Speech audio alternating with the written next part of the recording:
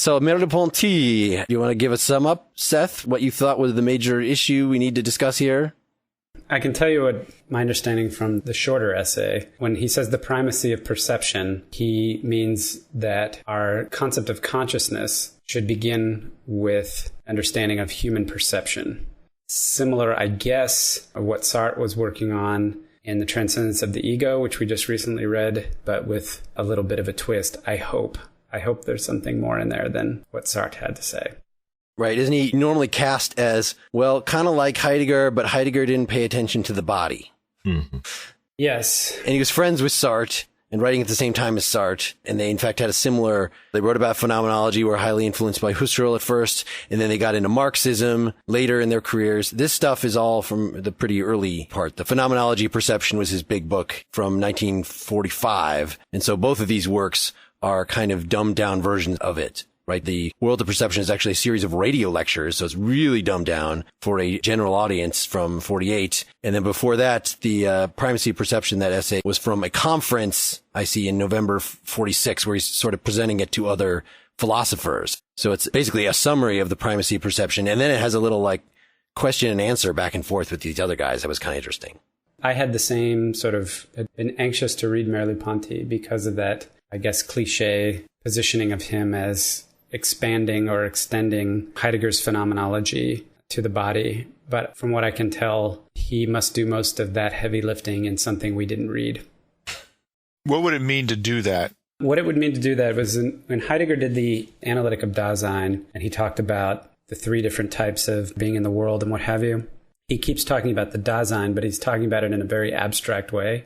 And he doesn't talk about Dasein's experience of the body and how the body mediates the experience of being in the world.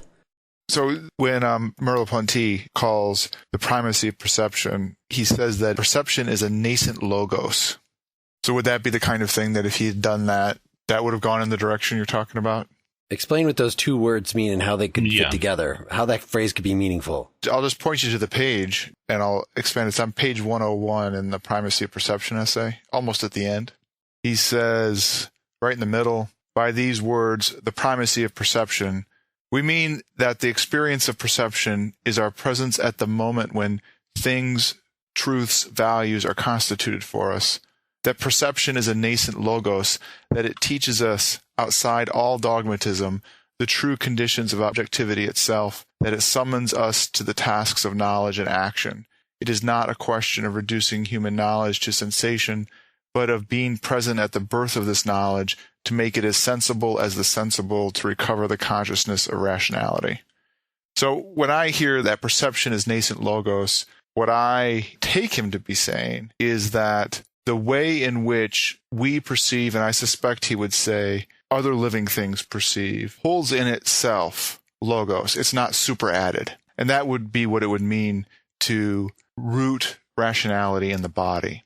Is not to talk about it as electrochemical exactly, but to say that what logos is, what rationality is born out of and held within as a possibility in perception itself, and that by understanding and inquiring into perception authentically, we would understand our own logos better. So he's rejecting a kind of neo-Kantian position where we're given these raw sensations, and then the logos part of it is given by the mind, let's say. Concepts are applied to structure experience. So this goes beyond the typical perception is theory-laden idea, because that seems to be already there in the neo-Kantian position, right? We perceive objects, and perception is theory-laden in the sense that concepts have already done their organizing work on the raw data of sensation. He seems to be trying to go a step further than that, right? And say what we're given is already laden with logos, and it's not the spontaneity of the mind that adds that.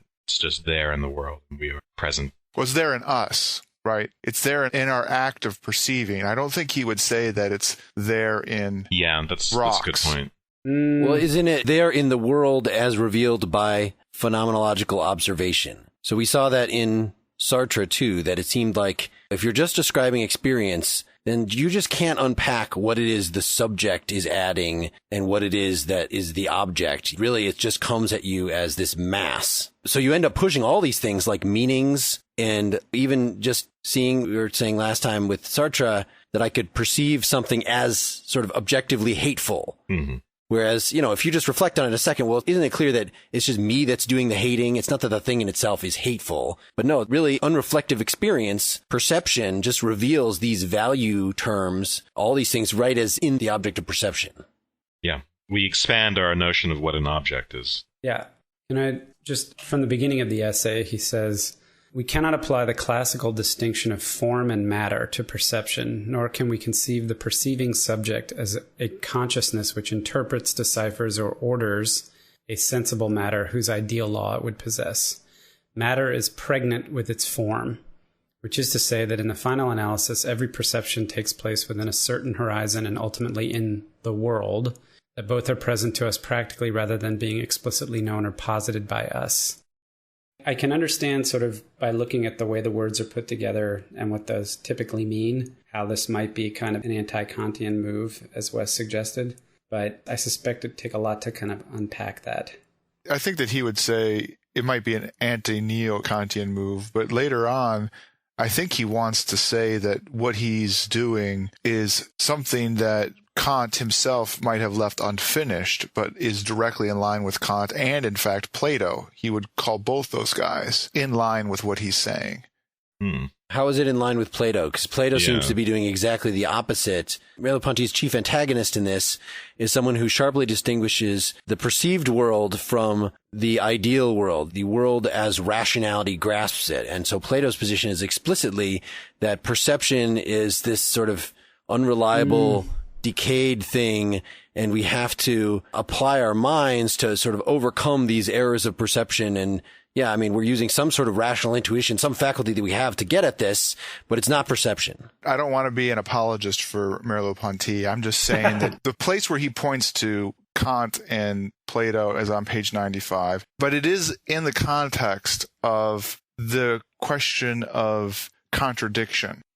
He would say that Plato and Kant hold the possibility of contradiction appears as a very condition for consciousness, and he juxtaposes them with Zeno or Hume, who demand a kind of explicit non-contradiction in consciousness as a proper condition for consciousness. Yeah, that contradiction, I think he's talking about if you look a little just before that, all of our experience of the world is through a tissue of concepts which lead to irreducible contradictions, the antinomies, if we attempt to take them in the absolute sense. Can we give an example? So yeah, one of the conditions of the possibility of experience is that I'm able to use the representation I think with any given experience. But if we treat that transcendental condition of consciousness as an object within consciousness, then we make the Cartesian move and we treat the ego as this object-like substance.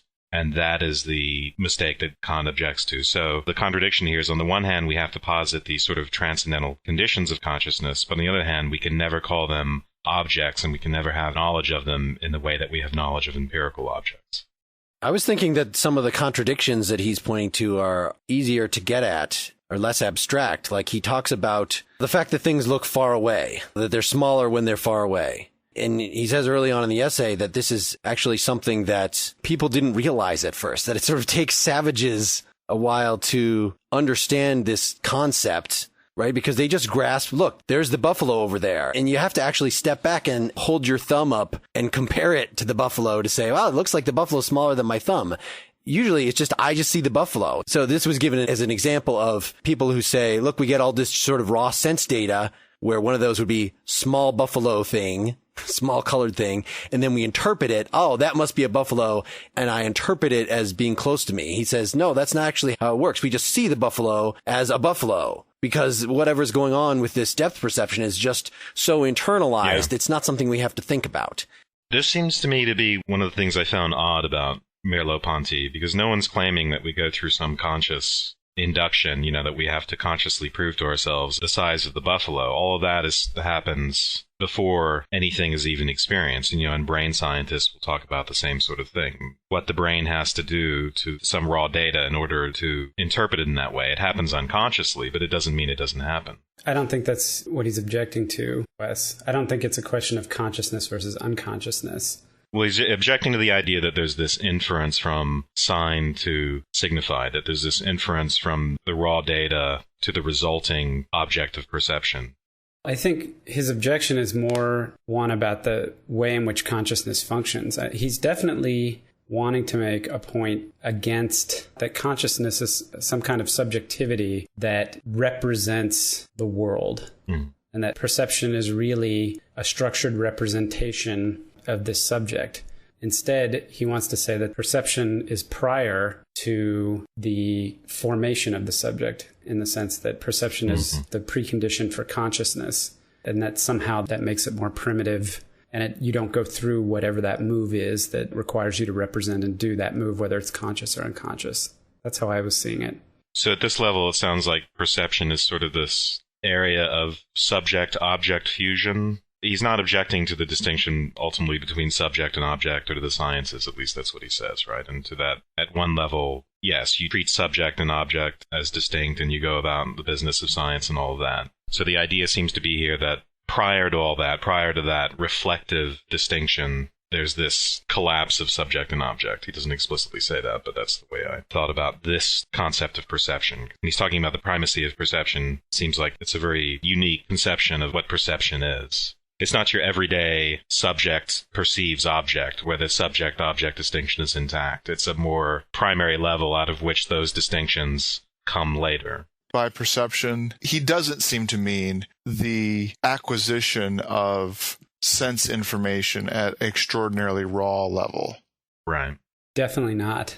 One way that you could understand the activity of perception would be that you have, extraordinarily raw data coming into your mind, a processing unit. The colors that aren't even identified as colors, the lights and the sounds and the smells that aren't even identified with names. They're not even objects, that they're just literally electrical signals coming into some processing unit that then acts on them and creates objects out of them. Right. And my impression is that he wouldn't say that there is a distinction, properly speaking, between that raw sense data and the activity of consciousness. Certainly nothing within phenomenological experience. You can't distinguish those, yeah. No, that's a good point, Dylan. There's a kind of good part on page 92, bleeding into 93. Which text? Primacy of Perception. What prohibits me from treating my perception as an intellectual act is that an intellectual act would grasp the object either as possible or as necessary. But in perception, it is quote-unquote real. It is given, right, as this sum of a series of views, right? And so he then says, perception is a paradox in the sense that you can't have a perceived object without a perceiver.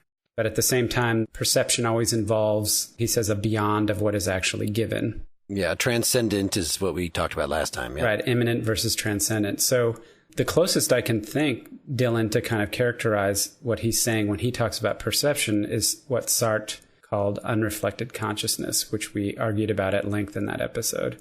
Yeah, and just to, when he's talking about on the same page, the perceived thing is not an ideal unity in the possession of the intellect. It looks like he's responding to both the Cartesian view and the phenomenological view. So where the Cartesian view, Descartes' famous example of the wax, it can take on any number of different appearances or shapes. And so what constitutes an object isn't an object of our senses per se, but an object of some faculty of the intellect. And in the same way, for the phenomenologist, what we call the object isn't just the current perspective, of my ottoman, the particular shape that's facing me. It's an infinite series of all the possible interactions I can have with the object, all the different perspectives I can take on it. The object is more than just this perspective. Anyway, I thought that was worth summarizing for people who haven't listened to previous episodes. So Merleau-Ponty is saying actually there is a sense in which the object is present in perception in the full sense. That perception isn't just the domain of this perspective and that perspective, and then the object is sort of this inferred ideal unity, but the object really is there. I don't really understand that exactly. Yeah, that was what we were arguing about, Wes, a little last time, is what this word transcendent when applied to objects means, because the historical meaning of the word is, it is, at least in part, it is beyond what we experience, right? Whereas the way I interpreted Sartre and the way I think Merleau-Ponty is explicitly saying here is that the world of perception, you might say, has the object in it, Whereas for Kant, there's an appearance and then there's what is the real object that's causing the appearance? Who knows? But we wouldn't consider it the world of perception, the world that science ends up describing. So that it really truly is transcendent for Kant. But for these guys, they mean something else. And it is unclear. There's the thing in itself, and then the object becomes a content of one's private experience. It's been constructed by the mind. And of course, the phenomenologists objected to this idea of objects being the contents of Seth's experience or Dylan's experience. It doesn't make sense. You get psychologism and mathematics. You need these entities to be public in some sense, to be available to everyone. So the object transcends experience in that sense, but it's still immediately available. Of course, the phenomenologist wants to say there's some sense in which, for Husserl, it's intuitively available, right? You can still intuit the object. It's just important that the object is not some content of some particular person's experience. It's transcendent in that sense. And I don't know if Merleau-Ponty is exactly responding to Husserl and saying, well, that's still an ideal such and such, you're intuiting this ideal mathematics. I think he is, because when he talks of geometry and mathematics, I think when Husserl, even though we have intuitive access to that transcendent object, this ideal unity of the infinite series of perspectives, that's sort of like a mathematical notion of what an object is. And Merleau-Ponty is saying, no, it's not like a mathematical object to which we have access through the intellect. We actually, through our body, through what we call perception with our body, have access to the object. And isn't it that he's saying that the world that any perceiver has access to is the same world? Always. All perceivers have access to the same world. Their perceiving might be different because there's an infinite possibility of their perceptions. And he would also deny, along the lines of what Wes says, is that infinity is not such that you can sum it up and get hold of the object. It's not an infinite series that collapses. Like an infinite number series. You can describe the natural number series. Yeah, collapses isn't the right word. There's a different mathematical word, which is crazy that I can't remember it right now. But that all perceivers are accessing the same world out there. He would say that's all you can do. That's all that any perceiver can do. They all have access to one and the same world. And so whenever anybody is talking about their perceptions or talking about anything, they're always talking about the world. Then you get into this discussion about, well, at the very least, you're going to want to say that some of those renditions are more like knowledge or more like true than others, right? You're going to want to make distinctions on those perceptions. Yeah, that becomes the problem. Yeah. You're going to want to make distinctions that are more than the perceptual distinctions, say, between the way a dog looks at the world and the way a human looks at the world. How does a dog look at the world? He wants to just say, look, whatever a dog sees is exactly the same world that I see and the same world that a madman sees. The dog is just a little more excited. And that a bee sees. All those perceptions are available from one world to things that perceive. There will be a range of distinctions to be made. And I haven't read his big book, but I imagine you would say, well, look, one of those almost numerical distinctions that, look, dogs can hear in a different range of perceptions than human beings can hear. Or certain animals can see at different wavelengths than human beings can see at. And that those are all still perceptions of the world. Yes. Okay, I see what you're saying now. The world is this giant horizon. Yes. I think he uses the word of possible of things or objects. And there are lots of different possible perceptions of those things and objects. Wouldn't he have to deny that there are objects to be perceived themselves, that the very making of the objects is a function of our logos, is a function of our individual perceptions, the particular objects we make? That the distinction of this and that is a result of the way our perception works, and that might change from perceiver to perceiver? I think that's one of the objections that can be raised, because I don't think he doesn't get to that level of granularity in this particular essay that I recall. Yeah. But I think you're right, though, Dylan. I mean, those sorts of distinctions, like the cognitive science distinctions between a bee's perception, right, which is going to be very different from a human being's perception, and the scientific perspective on cognition, I think he sees his position as compatible with all of that. I don't know how it ends up being compatible exactly. Yeah. So he says, and I'm on page 93 of the Primacy, he says, the world itself is not an object in the sense that the mathematician or the physicist would give this word, but it is the universal style of all possible perceptions. And he says that this aligns with what Kant agrees with. He says, we can only think the world because we have already experienced it. It is through the experience that we have the idea of being, and it's through this experience that the words rational and real receive a sense.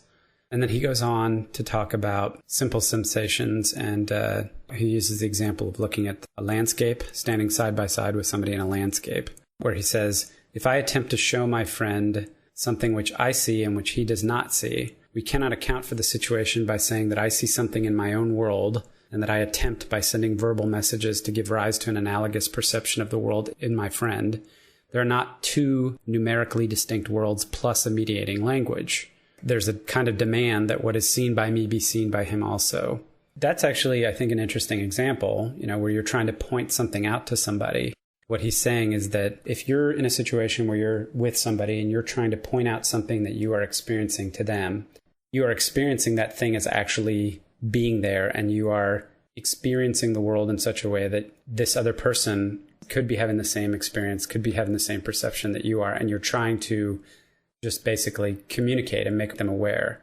If you think about it at that level of what's happening in that situation, where Wes and I are watching a football game, and I make a point prior to the snap to point out to Wes what the safety is backing off the line of scrimmage. He may be looking at the quarterback, right? At that point in time, at the raw level of being in the world, of experience in the world, I'm assuming that Wes and I are looking at exactly the same football game, just that his attention may not be directed at the same place that my attention is directed. And I'm trying to get him to put his attention in a different place, which is to say, perceive the thing that I'm perceiving.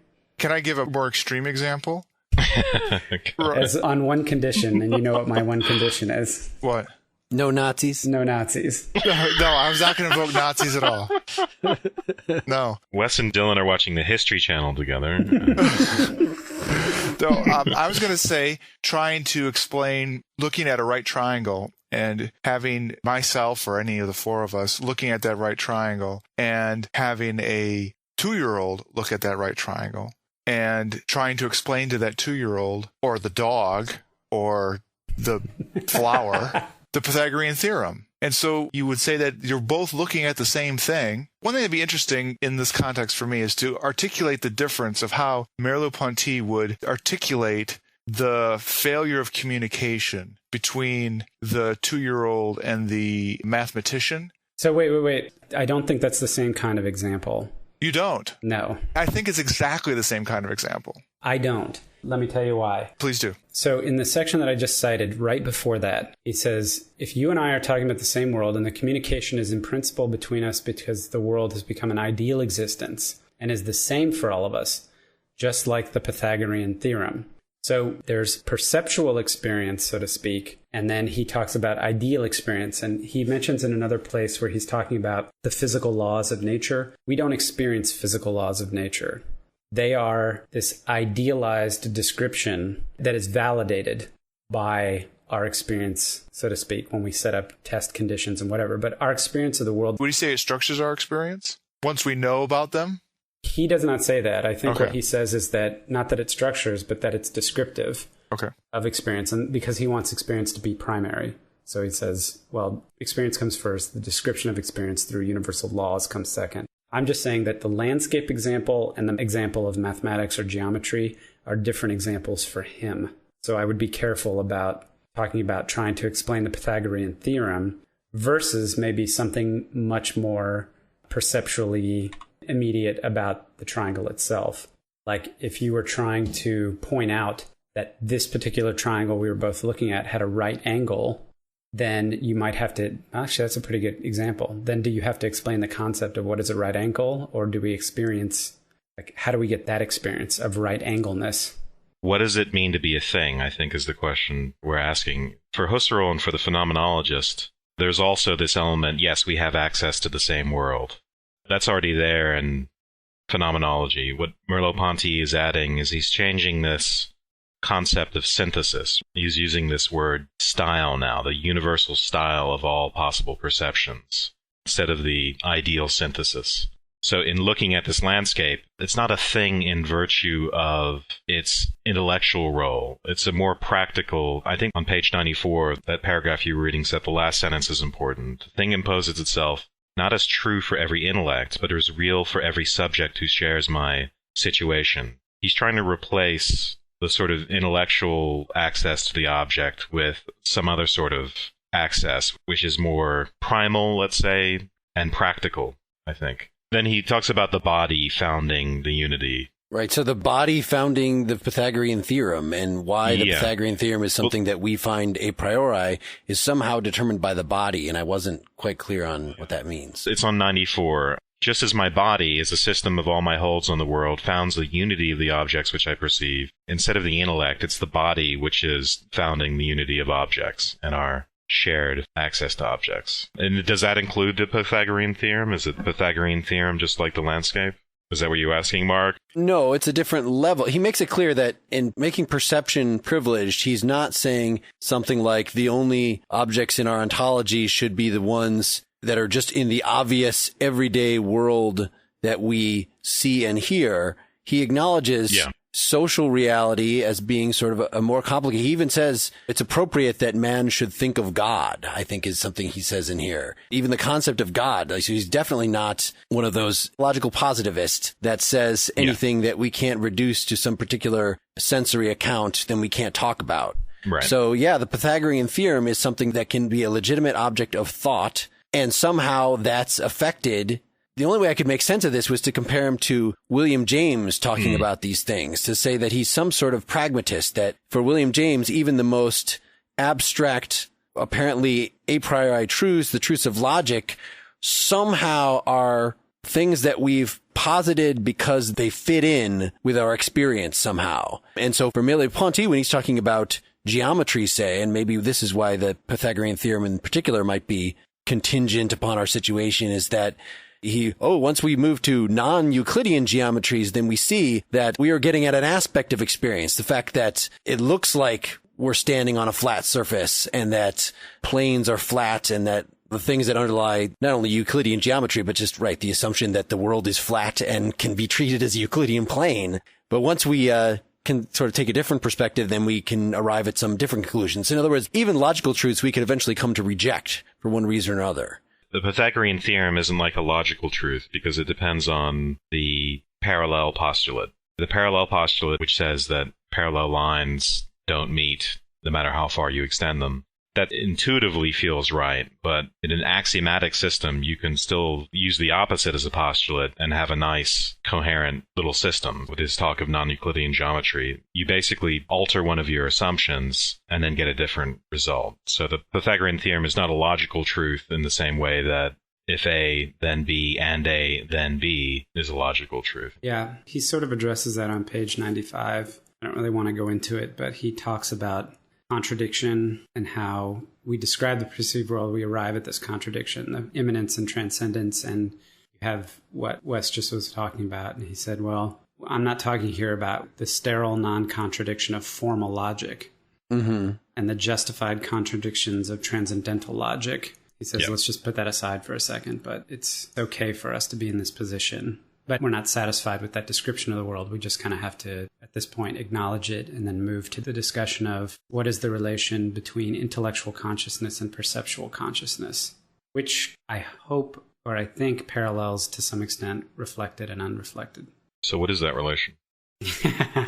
So I'm still not completely clear on what it is to say that perception, or the world as revealed by perception, is paradoxical. Is it just that there are these different aspects that seem very different from each other, and so at first blush there appear to be contradictions? I can make a sentence that is diametrically opposed to another sentence you make, right? The buffalo is very small. No, the buffalo is very big. Those are both true from a certain point of view, right? If I'm describing the size of it on my retina or something, yes, it's very small because it's across that field from me, but I know that it's in fact very big. So there you go. There's the easiest kind of, and that perception is just replete with that kind of seeming paradox. You know, in that case, it's extremely easily unraveled, but that seems to extend to all these different systems of description. So like science, and I think mathematics, these are, for Merleau-Ponty, these are sort of like maps that we've drawn of perception. They're always just going to pick out some aspect of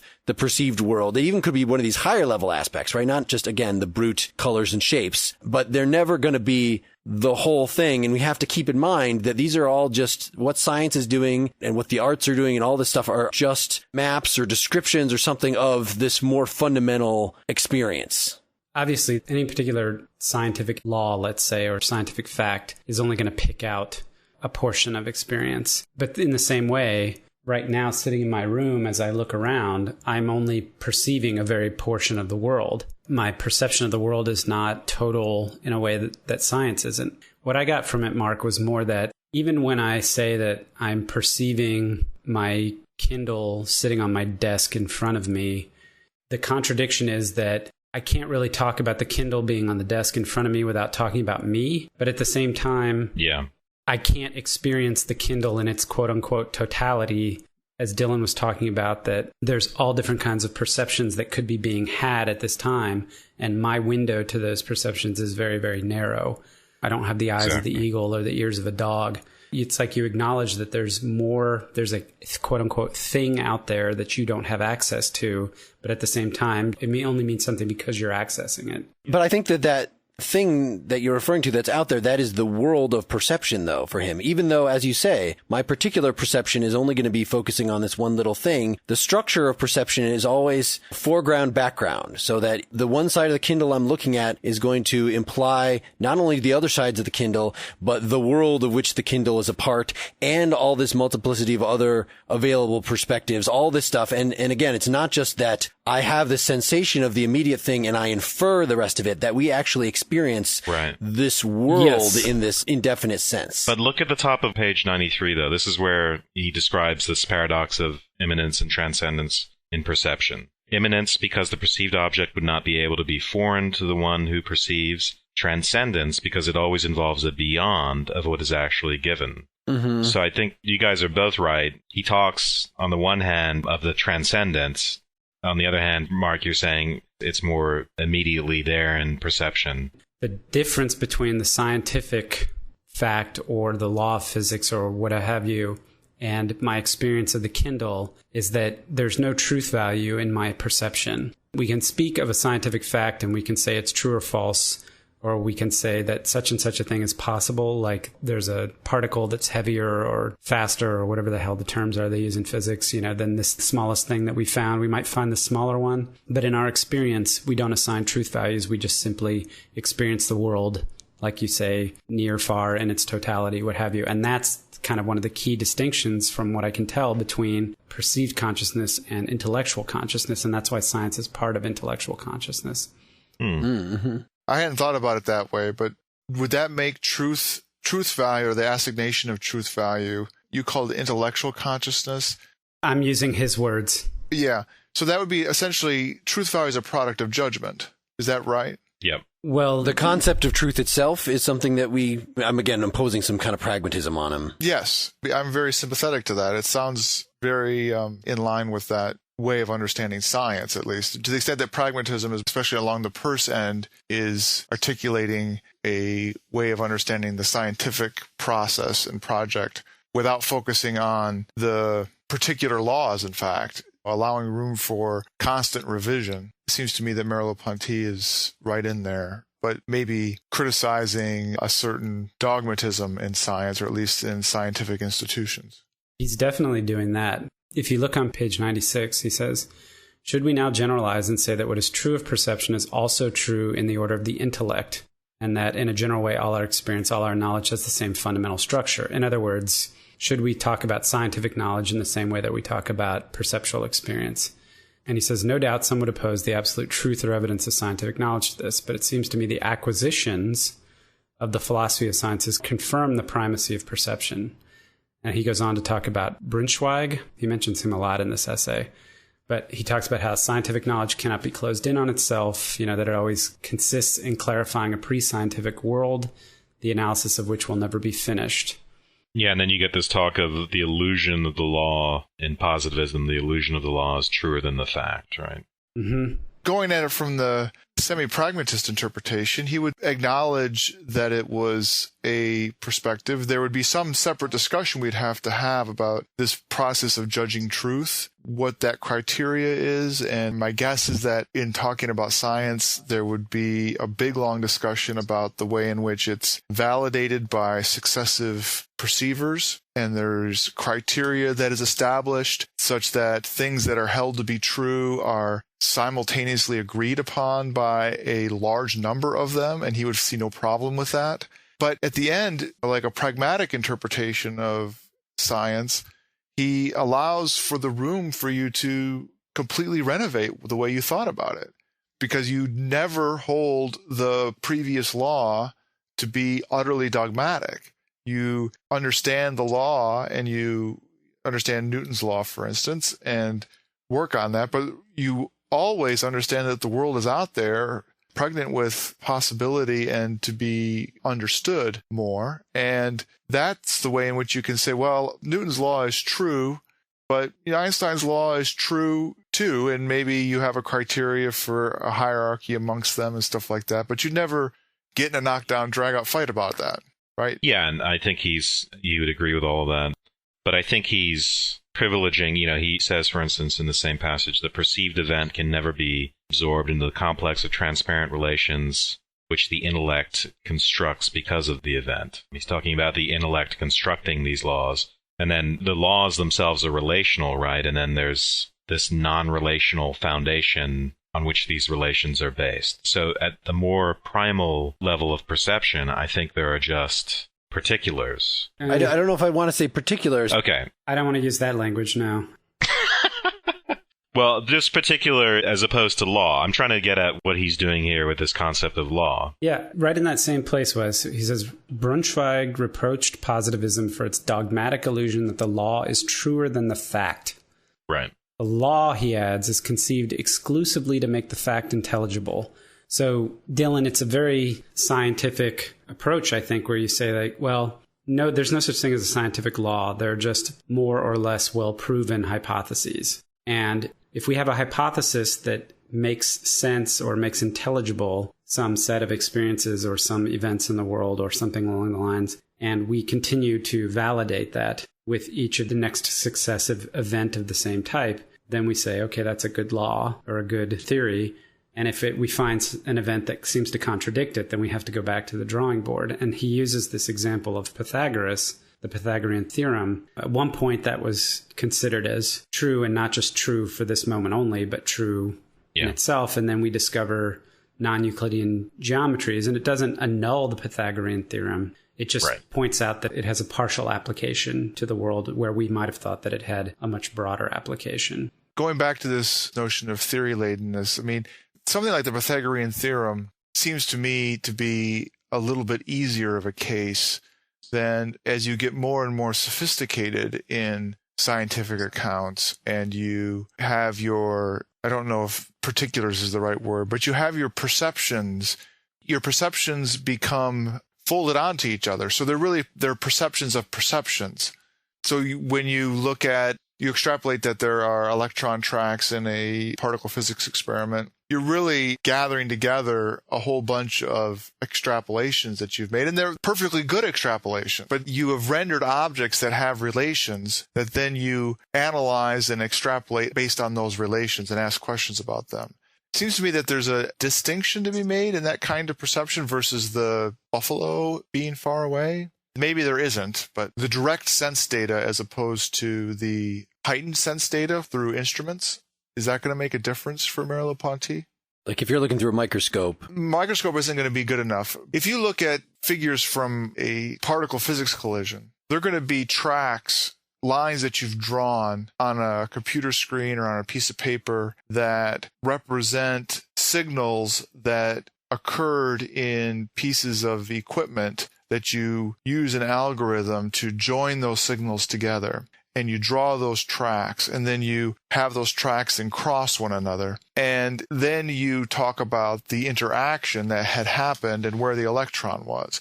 You've used that particle physics experiment as a microscope, but not an optical microscope, a kind of intellectual microscope, Mm-hmm. The perceptions are sort of perceptions of perceptions in a funny way, right? You've already objectified them, and then you are analyzing the relations of those objects. And that goes to this whole notion of theory-ladenness. And I'm wondering if there is a distinction to be made that Merleau-Ponty would need to deal with or not.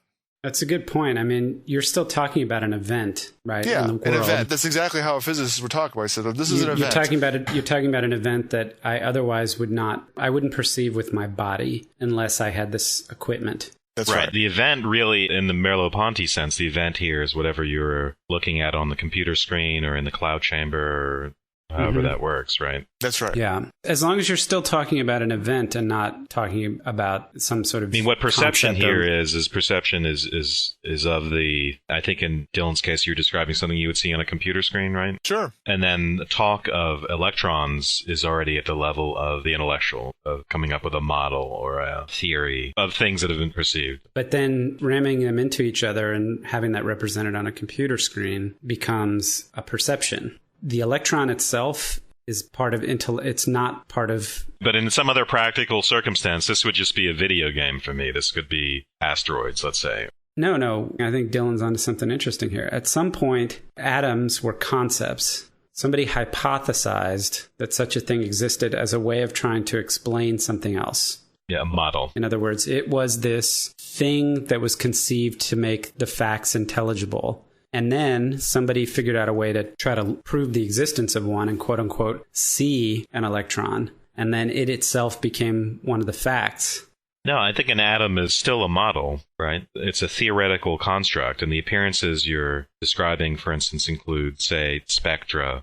From certain experiments, you're doing experiments and you're producing direct experiences, but you're not. Dylan's the physicist here, so clear this up. I wanted to follow Seth down the road and say that what Seth described would also be true of the two views of the buffalo. And that the experiment I do in the end is I walk towards the buffalo, always keeping my eye on the buffalo and have it grow in my perspective and become bigger. And it's not until I do that that I've really confirmed that the buffalo that I see as a little tiny thing back there and the one is actually a buffalo. This sounds like an objection, though, to Merleau-Ponty. I don't know if it's an objection. I'm just kind of curious, is it possible for something that we cannot perceive to be used to explain the perceptible, and then we develop the ability to perceive the thing, like bacteria? I see. Yeah. So until we had microscopes, we didn't see bacteria, and then we did. We hypothesized it, and then you saw them. Now you can see them. I don't know. Are those two different things? I don't think anyone hypothesized those, though, actually. They were discovered. This is part of those higher levels of experience that he's talking about. That experience is not just of colors and shapes, but that we experience these, what we might analyze as theoretical entities, and we experience them sort of immediately, that they're part of the perspective. Yes, and that's what's going on in particle physics experiment for sure. But Merleau-Ponty doesn't want to say that every object is an object of perception. There are such things as intellectual objects. Pythagorean Theorem, for instance, that for Merleau-Ponty seems to be something that's not simply perceptual, it's intellectual. We have to say that some things are intellectual, and he seems to talk about science as an intellectual endeavor with intellectual objects. I think perception is something much more primal for Merleau-Ponty. My thought is that he wants to say that that distinction is not as radical as has been said in the past. That he wants to blur the distinction between the activity we have on intellectual objects and the activity we have of perception. We should note, though, that what scientists are often doing is that takes intellectual work. It's not the same intuitively obvious thing that's going on in perception. I think we need some sort of distinction, because Merleau-Ponty seems to be making it between the intellectual and the perceptual. Just to add to that, when we get to the quantum level, it seems like if we imagined that we were directly perceiving the thing, like we can't even make sense of what's going on. Yeah. Well, but isn't he going to have to say that when he says perception is nascent logos, I want to interpret him as saying that the distinction between that higher level perception, intellectual perception, and the more primal perception is a distinction of degree, not of kind. That there's nothing super added going on, nothing super added in our consciousness. There's no added faculty. It's just a further development on the same sort of thing. It's the same exact sort of activity that's going on. It's just more and more refined. It's hard to reconcile that with his talk of when we perceive something, there is a presence. It's not a question of affirming or denying a proposition, but there's just a presence. Truth and falsity do not apply to. Truth and falsity come later. Whereas when you're talking about these intellectual terms, aren't you making a claim about the theoretical entities involved that could be true or false? It seems like it's a different thing. Yeah, I don't know how you draw the line or whether you say, yes, it's on a continuum or a matter of degree, but it seems important that we make this distinction between the product of the intellectual and the scientific and what I think he thinks is going on at a very primal and immediate level. One point I wanted to follow up on here to see what you made of it. So intellection depends to some extent on our phenomenological standpoint, on our experience. Is certainly not unique to Merleau-Ponty. But just to give an example, and I think this is especially relevant for moral philosophy. So I was trying to give a roughly phenomenological analysis of Adam Smith. And even to the extent, and I was carrying this through the discussion of the Euthyphro as well, where it seems like, speaking as a good phenomenologist, I think that anybody who's thinking clearly can analyze our experience and see that we have something like these moral sentiments, maybe not the exact ones that Adam Smith is describing. Then if we think far enough, what is suggested to me is that we would go closer to this ideal where we would actually come up with consistent moral rules. And none of that is dependent on there being moral rules apart from human beings or something. This is just a phenomenological matter of experience. And I was going so far as to compare Adam Smith and Plato in that respect, because Plato also thinks that if you engage in this process of critical reflection, you'll eventually, in effect, be able to see outside the cave to get some glimpse of the forms. There is light at the end of the tunnel. And it seems like Merleau-Ponty is giving a version of phenomenology that is maybe against that kind of idealist, not in the sense of everything is an idea, but in the sense of that there's an ultimate destination that we would all, as like-minded observers, get to. Right? Because he wants to say that we can't privilege the rational people living in our culture and say that's the key to getting at truth. That's one possible route by which we could come up with a standard we could agree on, but that's different from truth in some larger sense. And so he wants to say that animals and the uncivilized and the insane and children, we can't just say that they have sort of corrupted versions of our sentiments. We have to say that they have their own different way of perceiving and therefore, I guess, getting at truth, if truth even enters the picture, right? They're perceiving the same world as we are, importantly. Yes. He has a slight discussion of ethics, I guess, in one of his responses to his questioners. The questioner is asking if he believes that humans have an absolute value. Do you remember which of the questioners it was? Breyer. Lupasco.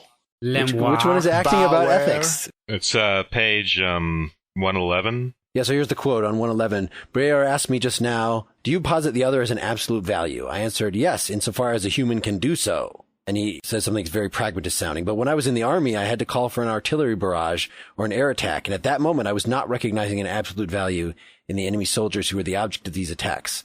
I can, in such a case, promise to hold generous feelings toward the enemy. I cannot promise not to harm him. So that is to say, even our most fundamental ethical truths are sort of dependent on the circumstance. And maybe there's something common in the way human beings are such that we could found an ethics on this persistent appearance, you might say. But we can't say that there's something absolute about it. And in fact, if some other kind of creature has a different way of apprehending the world, then they're going to come to a different conclusion. And in a significant sense, their conclusion is just as valid as mine. So there's a strong sense of relativism here. What I don't like about calling it relativism is that I guess it presumes that morality isn't about judging, that somehow morality exists in the world. And maybe that's the whole point of the argument, is saying, well, yeah, morality exists in the world in the same way that perceptions exist in the world, as opposed to being judgments about the world.